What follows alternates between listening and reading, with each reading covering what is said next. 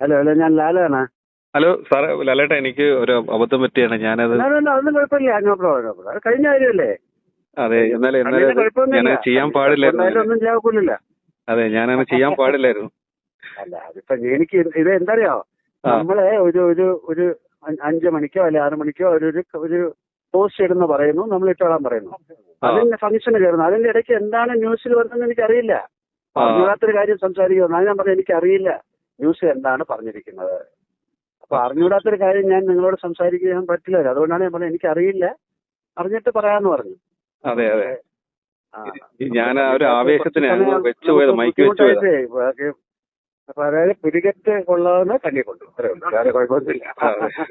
ഞാനൊരു ആവേശത്തിന് മൈക്ക് വെച്ചായിരുന്നു. എന്ത് ചെയ്യാൻ പറ്റും, ഇവർക്ക് മാധ്യമം അങ്ങനെയാണല്ലോ. ഇപ്പൊ ഒന്നും കിട്ടിയില്ലേ നിങ്ങളെ കയറി പിടിച്ചു, ഇത്രയേ ഉള്ളൂ. വേറെ എന്ത് ചെയ്യാൻ കൈ ലോക്കായി.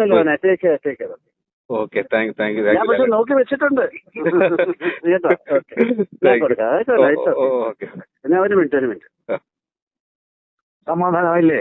സന്തോഷം, സമാധാനം കേട്ടാ. Thank you. അതാ പറഞ്ഞ, ഒരു പൂ ചോദിച്ചാൽ ഒരു വസന്തം തരുന്ന ആളാണ് മോഹൻലാൽ സ്റ്റാർ. അത്രേ ഉള്ളൂ, മനസ്സിലായോ?